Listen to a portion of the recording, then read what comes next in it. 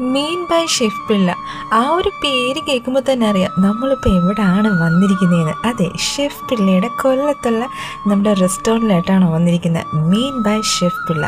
അപ്പോൾ വരുമ്പോൾ തന്നെ ഒരു വല്ലാത്തൊരു അറ്റ്മോസ്ഫിയർ ആണ് കേട്ടോ. അത് മാത്രമല്ല നമ്മുടെ കായലിൻ്റെ സൈഡിലൊക്കെയാണ്, അതായത് അഷ്ടമുടിക്കായലിൻ്റെ സൈഡിലായിട്ടാണോ ഈ ഒരു റെസ്റ്റോറൻറ്റ് സ്റ്റേ ചെയ്യുന്നത്.